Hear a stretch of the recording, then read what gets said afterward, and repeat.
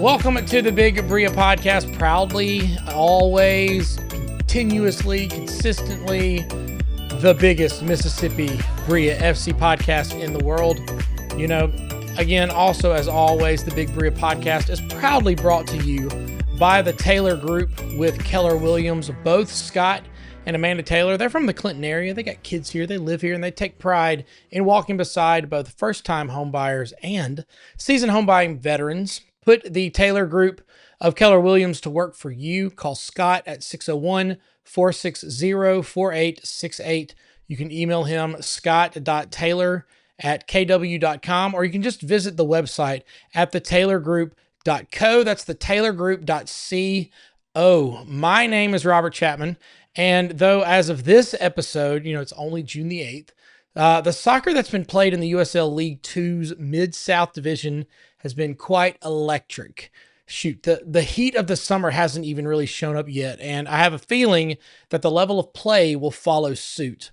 Last episode, we saw the boys in blue sitting in that teetering middle of the table spot where a win over Red River would send them up to give the LA Crew an early run for that number one spot, and a draw or a loss would completely deflate the balloon. Let's not mince words here. The match against Red River was pivotal. Only the fourth match of the season, but pivotal nonetheless. Going into the match, Brilla had a win and a draw. No, Brilla had a win and two draws to their name, sitting in fourth position with 1.67 points per match total. Also, I'm going to take this moment to fully admit that I kept the rankings in similar fashion to how we would if we were watching the Premier League, simply going by points accumulated and only going by points accumulated.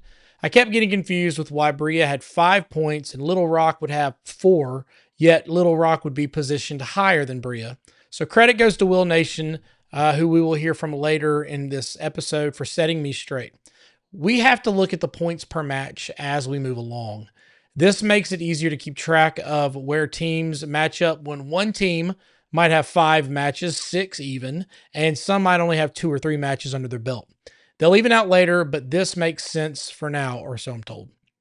That being the case, Brilla needed a win to bring that 1.67 points per match level up to 8 points total, making it 2 points per match. This match closed out 4 matches in a 2-week span, including 3 of those matches within maybe 7 or 8 days of each other. The boys have had their first taste of the challenging schedule, and they've got plenty more to come down the road, and so far, they've done fairly well. The 3-2 victory over Red River saw them shoot up from 4th to 2nd, and then after this weekend's down to 3rd. They're a few points behind the LA Crew, and they've got a game in hand. But again, they're in a position to where they can catapult. That's the word we're going to use. They're going to catapult all the way up to the top. I'll get into positioning and scheduling later, but first, a quick recap of Brilla's win over Red River.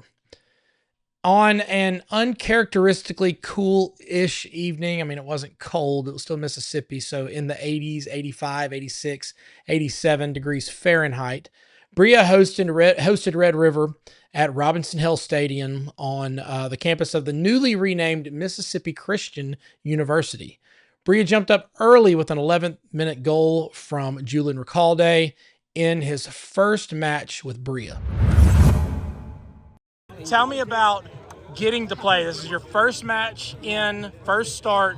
Tell me about how it was to get to play. It was great playing with this crowd. It's incredible. After an injury, I was three weeks off, and now real feeling. Thank you for all.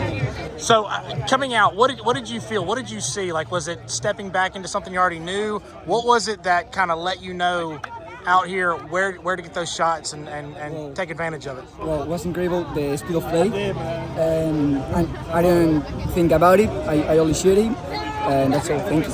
What about the way that they pressured your team?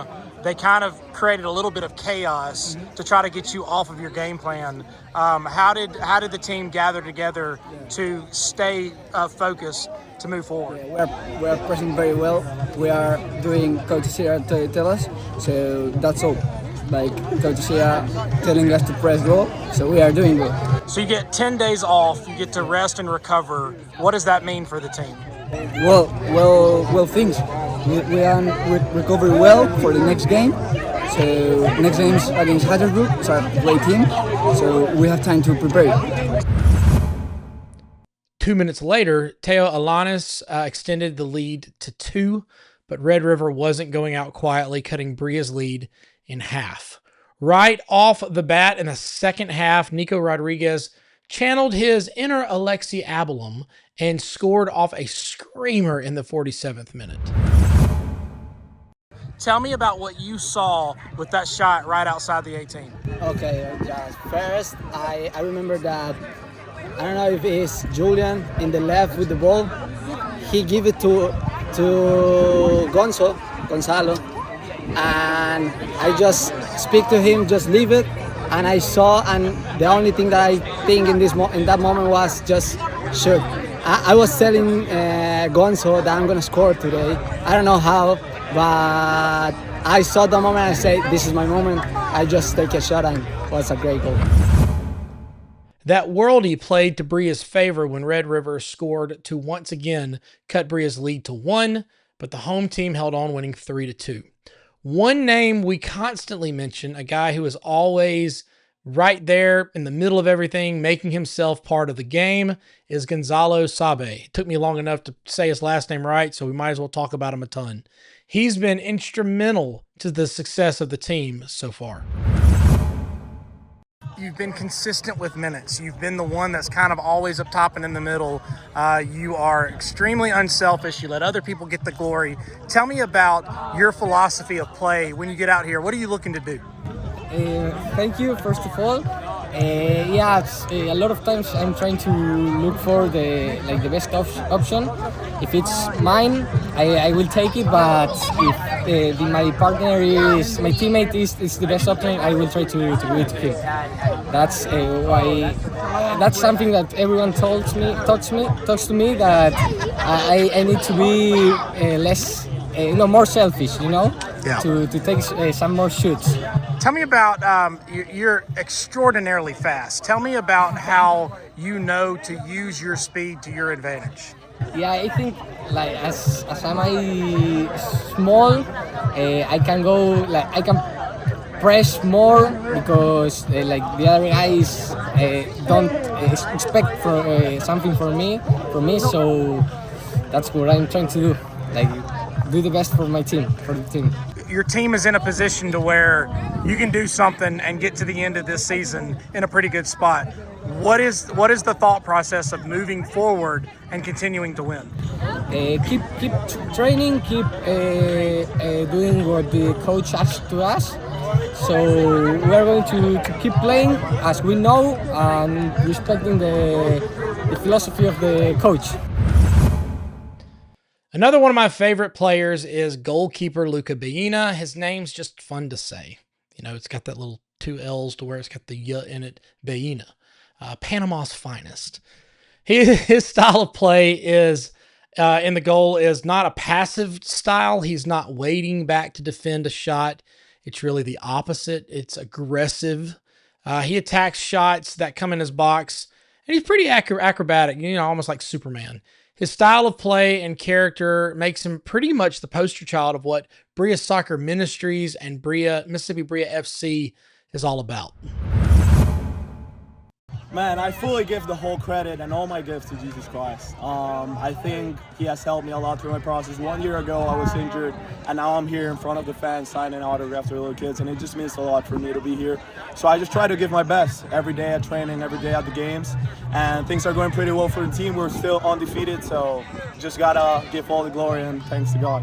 What is your thought process when you come off your line when you're attacking a ball that's coming into your box? Yeah, I got most of the things off my game, off my dad, who I really love, and I wanna send him a big hug and tell him that I miss him a lot, and a big hug also to my mom.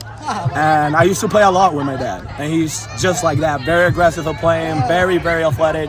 So I got most of my gifts from him. So I gotta actually thank him for that. So yeah. So clearly, you're not the only player I've talked to, but clearly you miss your family, and so getting to be around these guys.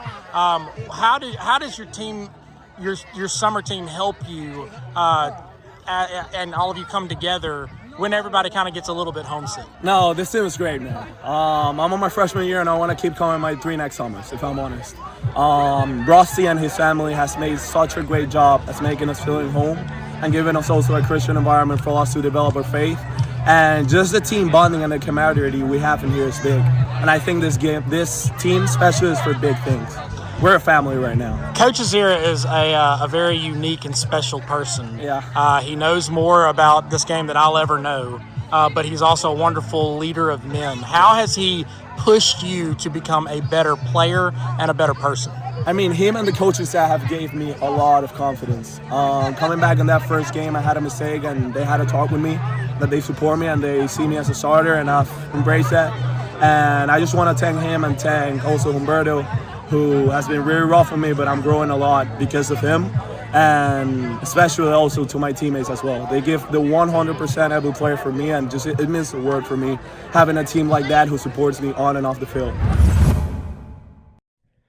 In usual fashion, I met up with my partner in play-by-play crime, Coach Will Nations, to break down what he saw in the last match with I'd call it our newest segment, but we're doing this on a regular basis, our consistent segment from the Nations.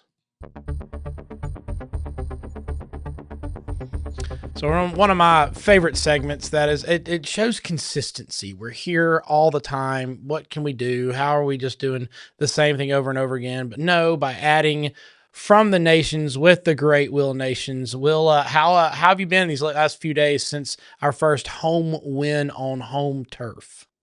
No, I've been great. It was good to finally see us pick up that home win after 2 seasons. So I was excited for the guys. I think the biggest thing was just the next morning going to soccer weights with Andrew Rafferty, who's outstanding strength and conditioning coach at Clinton Public School District. Everybody was talking about the match. I think that's an exciting sign of things to come later this summer. I mean, obviously, as soccer coaches, we go to Brilla and we watch the games and whatnot, but there was a more positive buzz around the result, and then also just the performance of the team. Because I mean, we even said it in our conversation was, 3-2. There's probably some things you could clean up, but you couldn't ask for a better night of soccer in June. And it's exciting to watch, whether the result was 3-2 for us or 3-2 for Red River. But fortunately, 3-2 for the good guys. And anytime that you can get that, we're going to be smiling from ear to ear. Yeah, you're exactly right. And kind of going back to the whole 3-2 things, what can you clean up? If you look at the previous match against Hattiesburg, where there was that draw, again, rehashing what we've talked about in a previous episode, we came out hot and ready to go. Then Hattiesburg came out breathing fire in that second half. And then luckily by the skin of our teeth and the miracle from the Lord up above, we get that 2-2 draw. This match was a little bit different. We started off right hot off the bat. What did you see coming in those first 15 minutes where we jumped up 2-0? So it's been a little bit of a musical chair situation in our bank of 3 up top. So our attacking 3. So we're set up in a 4-3-3. It's been that way for all 4 matches. And I've just noticed that we've been playing a little musical chairs. And I think what you told me was that Julian Recalde has been sidelined a little bit. Just a little bit, yeah. With an injury. And he comes back, he scores the match opener to put us up 1-0. And then 2 minutes later, we go up 2-0 on a quick set piece. I think the injection of Julian Recalde is going to be very important to watch. And then partnering him with Teo Alanes and Alexi Abalom is going to really, really pay dividends for us, provided so much danger, because now everybody seemed to be in a more comfortable spot. We saw Teo out wide, and I don't think that's his natural position. We brought him into the more striker position in that bank of 3, and oh my goodness, was he electric and able to do a little bit more.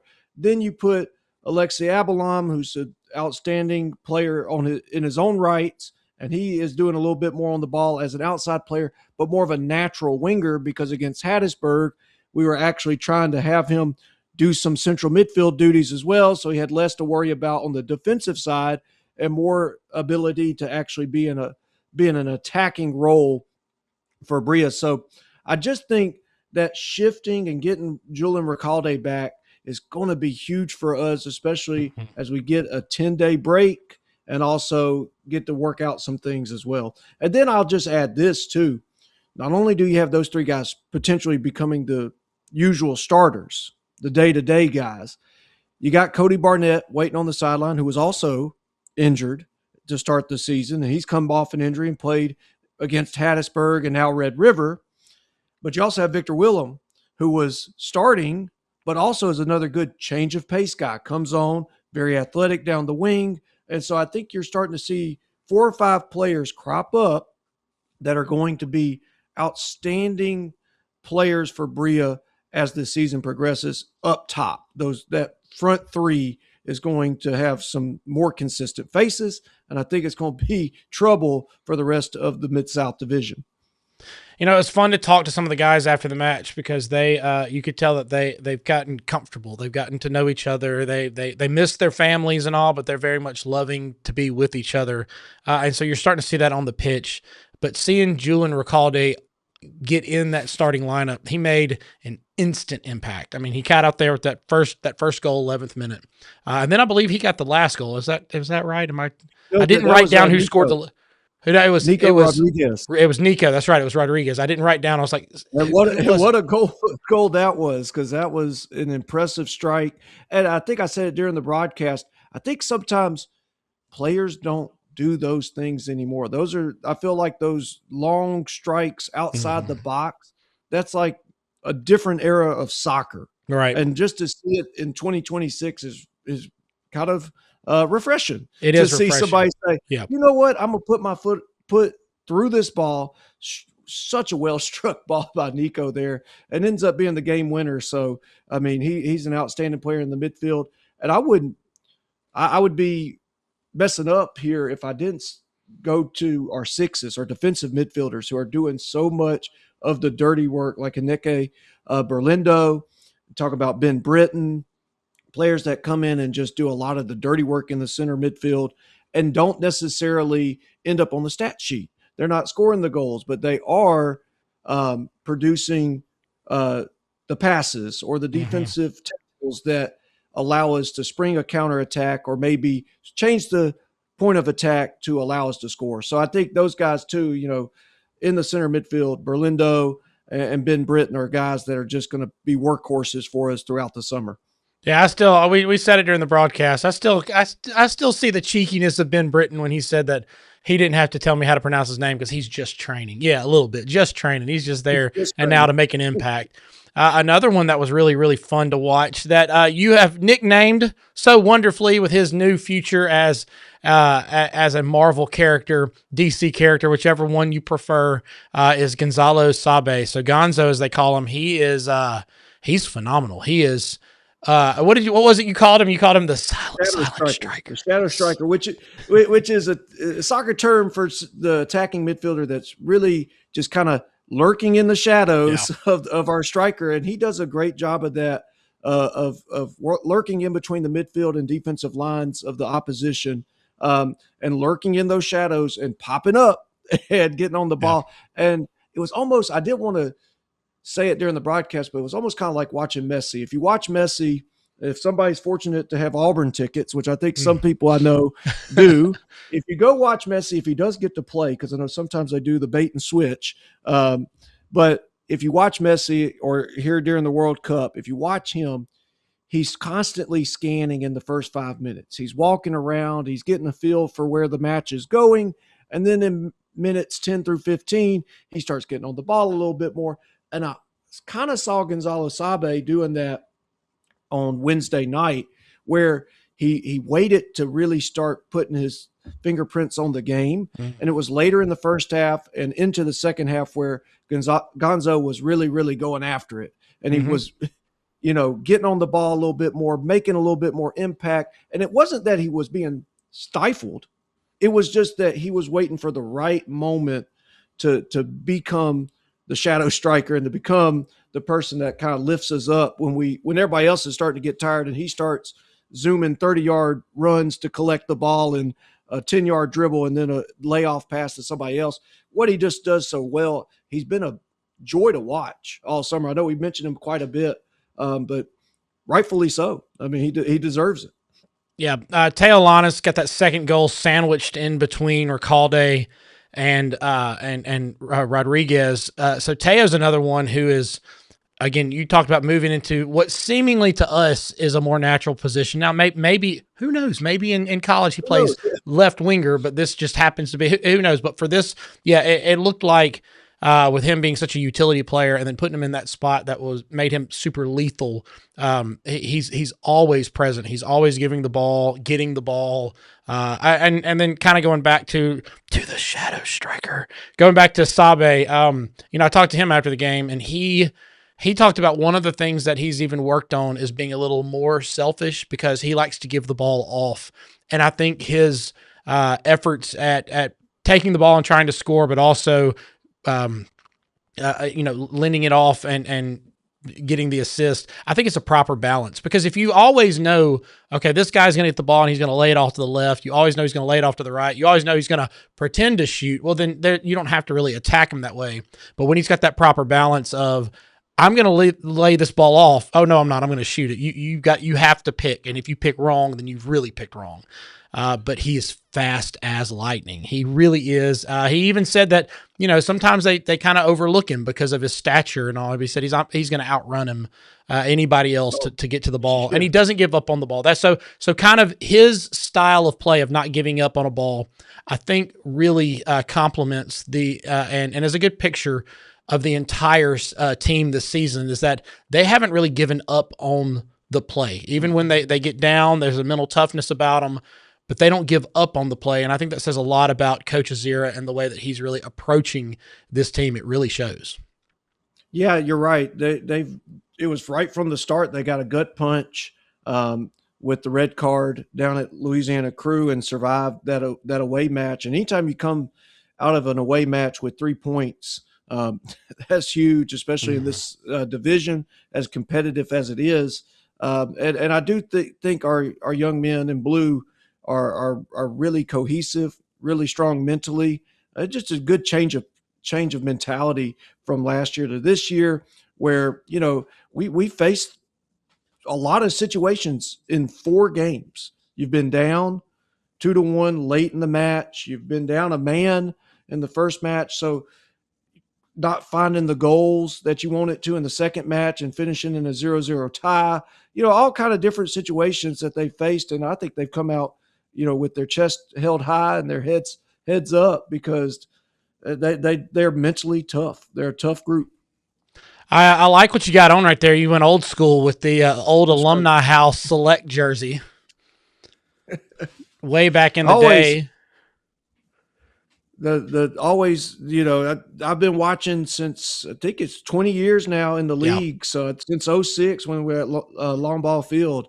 I was rolling up there to watch. Always been supporting Brilla. And what's great is that in that time period, you could watch the great Justin Roberts in his prime, but shifting over a bit now, you can still watch the great 41-year-old Justin Roberts do his thing with the Mississippi Blues. There's a men's team and a women's team. Talk a little bit about kind of what all has been going on with the other team right here in Central Mississippi. Yeah, the men's team has come out lightning hot, and they've picked up some big wins in their last 2 matches, including on Wednesday at 5:00 at Traceway Field 2, beating Invictus FC 8-1, which featured a start from Justin Roberts, former Brilla player and now recruiting director for Mississippi Brilla. And after his match, second match, which he was named to the team sheet, he was named to the best 11 in the Gulf Coast Premier League. So Justin Roberts still on the pitch, still doing well. And then on the girls' side, on the women's side, Mississippi Blues last Friday, so the 29th, beat Baton Rouge 2-0. And then they've got a huge weekend coming up with Little Rock Rangers and Shreveport United coming to Arrow Field. And then obviously a big match against Hattiesburg Wednesday, June 10th on the road.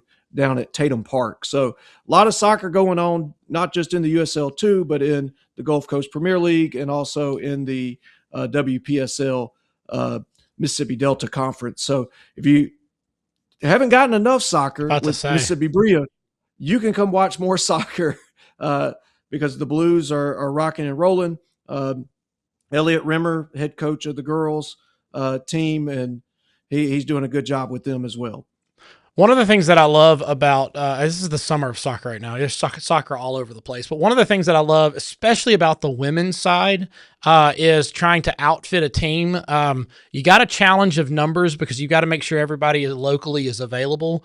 But when you've got a plethora of talent from girls, young women, 16, 17 years old, all the way up to 22, 23 years old, you really do get a wonderful a vast array of talent to where you can challenge the younger players into really getting better and then challenge those older players into developing their leadership skills. So it's a lot of fun to see that. And all the programs, Hattiesburg, HFC, they're I think their team is called the men are the Thunder and I think the women are the Storm. So the Hattiesburg Storm, they've played a few good teams. They got a really young coach. It's really awesome to see that. I think he coaches at Petal High School. So you're getting young coaches come in. You're getting coaches that our high school coaches tend to run into on a regular basis. So again, that network and that relationship grows. But it's fun to see what all is and then what could be.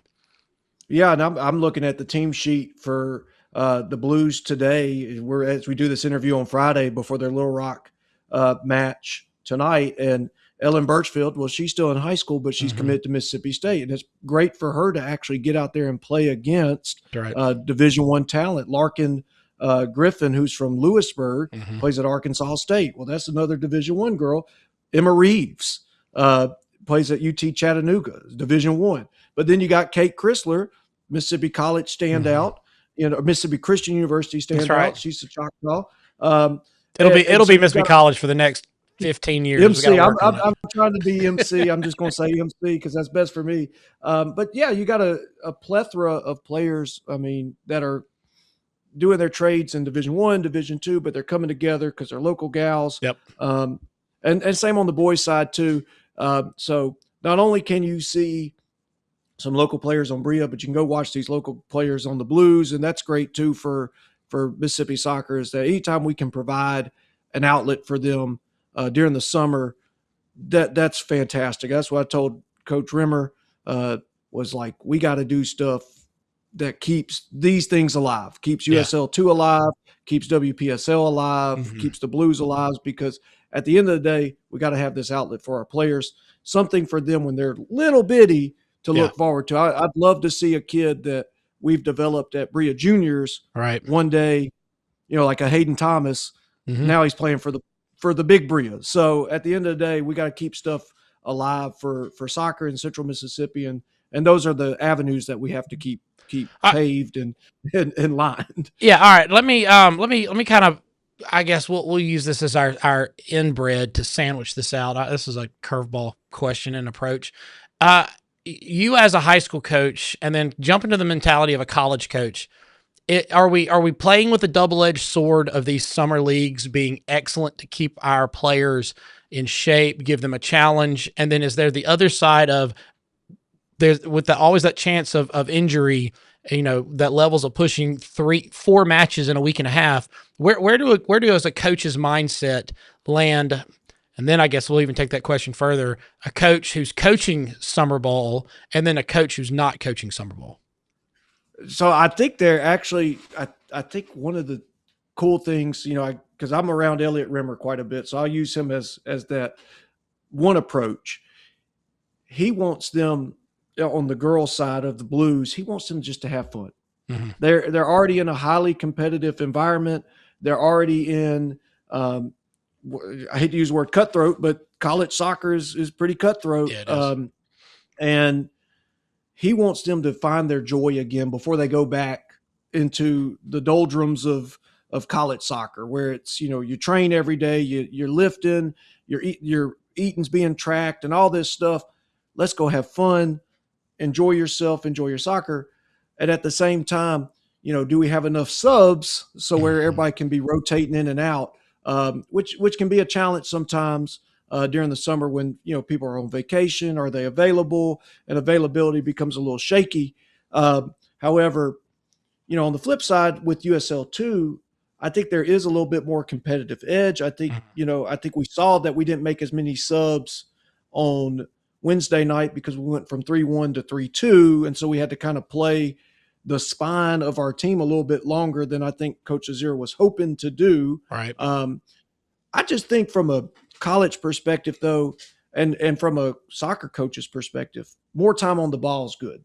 Mm-hmm. And I think injuries can happen, unfortunately, at any time. I mean, I've heard of, soccer players getting injured in the kitchen, or even a baseball player, like a pitcher, cutting up a lemon and, get cut with a knife and now they're out for 3 weeks. I think you have to say, I would much rather my player be on the ball. Mm-hmm. I'd much rather my player play in some type of competitive match than sit there and worry about injuries, because I also think if you're out of shape, then you're really more likely to get injured. Yep. And I kind of think too, if you look at these summer leagues, it's like a loan, in professional soccer, somebody not developing with the first team, say at an Arsenal or a Tottenham, and they send them down to League One or League Two of the English pyramid and say, hey, go play some games, right? Play some soccer. Right. So I think at the end of the day, I think a lot of college coaches look at it as a way of just kind of keeping their players fresh and kind of working around the NCAA rules of, can't see them during the summer. Well, right. I'm going to send them to somebody else. Yeah, you're right. Tottenham almost sent their entire team down a level to practice and have a little bit. Yeah, we were trying. We were trying to. West Ham beat us to the punch. That's right. They did. They certainly did. All right, well, I'm going to let you get back to your day. I appreciate your time. We got a week and a half until the next match, so we'll kind of see what we do. One of the things that I'd love to get an interview, I've sent an email in. I'll have to follow up, right? So you got to be like a Nat. But I'd love to see if USL or USL2 has any kind of metrics or numbers that they're tracking to see their players, how do they perform in college, and then how much of the USL2, what percentage end up going up to USL League One or USL Championship or MLS or anything like that. So I'm trying to get that in, see if we can get that bit of content, but it'd be fun to watch. No, I'd love that. I'd love to know that, because I think we've tracked it pretty good at Brilla to a certain extent, but I would love to know the actual percentage of players, because I'm telling you, these people are missing out. If they're not coming to these games or watching on the broadcast, they're missing out. Yeah, they truly are, and they're not accidental goals. They're not. We jumped up early, but there was some fireworks later on because there were some friends on the other team that weren't too happy that where they were in the position. So it gets hot and heavy real fast in the USL League too, for sure. All right. Well, like I said, talk to you later. I hope you have a great time. We'll figure out what we're doing at the next week with the break, but I hope the guys heal up. I hope you have a fun time and enjoy some college baseball that's coming up. Your Mississippi State Bulldogs, my Ole Miss Rebels, then World Cup on June the 11th. Man, I cannot wait for it. It's going to be great. Yep. Thursday coming up. Right. All right. I'll talk to you later. Have a fantastic day right here. Hang on. I got to push the little button to get your logo going on. So here we go. All right. Thanks, Will. No problem. Have a good one, Robert.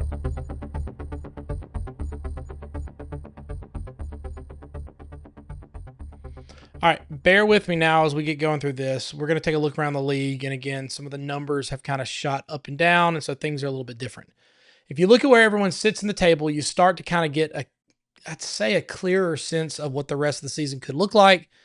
But remember, we're looking at points per match. So because of the past weekend's collection of matches, the table looks a little wonky, as we would say down here in Mississippi. Upending the table is Little Rock, who sits in the 1 spot. They played 3 matches, so the 2 wins and a draw has them with 2.33 points per match, 7 points total. The LA Crew has dropped down to the 2nd spot when we're looking at points per match with 12 total points and 2.17 points per match after a draw with Red River, bringing them to 6 matches played total. They jumped off a little earlier than everybody else. Brilla is in the third place spot with 8 total points and 2 points per match with only 4 matches played. Red River is in the fourth spot with 1.20 points per match and 6 total after 5 matches played. That draw that they had really paid off in favor of them. Let's see. We've got Memphis. They tied Hattiesburg in a tremendous back and forth match in the rain this past Saturday. It ended in a 3-3 draw, giving Memphis a point in the points column, taking them to 5 total points and 1 point per match, leaving them in the 5 spot. Again, talking back about Memphis. Memphis took Hattiesburg to 3 points total with that draw and 0.75 points per match after playing 4 total matches. And then you got the Jackson Boom. They're down at the bottom. They're still waiting for their first win, their first points. Their numbers in the standing tables, it's really not fair if you're really talking about looking at how talented they are. This division is a beast.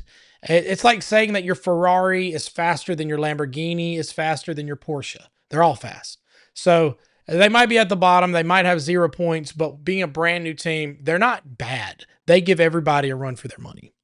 Now, with 8 matches left in the season, I'd argue that Brilla has every chance to not only be a contender, but to even take the top spot. They'll face Hattiesburg, Little Rock, Red River, and the Louisiana Crew one more time, as well as both Tennessee teams twice. So they got 4 matches between the 2 of those. There are no pushover teams in this league, but with the Jackson Boom still looking for their first set of points and Memphis's only win coming over their in-state rival, the odds are in Brilla's favor to secure those 12 points. It's four matches, 3 points total, 12 points that they could get just off of those 4 games. Again, there's no sure thing, but Brilla needs to take care of business against the Tennessee teams as well as their remaining game against the rest of the Mid-South Division. Brilla's given the Crew their only loss in the season thus far, so the future is squarely in Brilla's hands, or I guess at their feet if we're going to really keep this with a soccer football mentality. With that being said, Brilla will meet up with the Thunder on Saturday, June the 13th at beautiful Tatum Park in Hattiesburg, Mississippi, followed by a trip to Little Rock to take on the Little Rock Rangers before coming home for a 2-match home spree against Memphis and the Jackson Boom to close out June. It goes by that quickly. Speaking of June, the World Cup starts on June 11th and will go all the way through July 19th. There's going to be a heck of a lot of soccer played on North American soil. Pick you a team, pick you 6 teams. Who cares? Pick 6, 7, right? Pick them all and follow them throughout the tournament. I will be cheering for the United States, of course, but I'll be keeping an eye on from Europe, the Netherlands, France, England, and Norway. I've also got a good friend who is from Jordan, and the Jordanian national team will make their World Cup debut against Austria on June 17th, and I will 100% be cheering for Jordan just for Jeff's sake. I'll also be anxious to see if Messi and the Argentinians can fight for a repeat, and if Brazil will decide to show up and be Brazil. You know what I'm talking about. The tournament is always better when they're a threat, so here's hoping.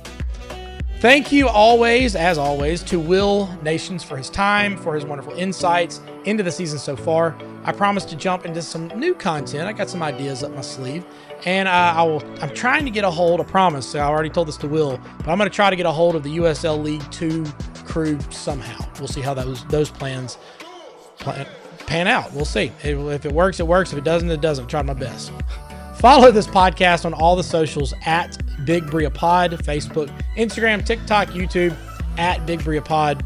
Follow, like, share, do all those things. Make it a good stuff. If you share, it helps me out. If you like it, it helps me out. Sharing would be the greatest thing in the world. I'll see you on the live streams at the next home match, but don't forget, watch the live stream of Brilla on the road at Hattiesburg, and I'll see you down the road right here on the Big Brilla Podcast. Be sure to cheer for the boys in blue, and as always, up the Brilla.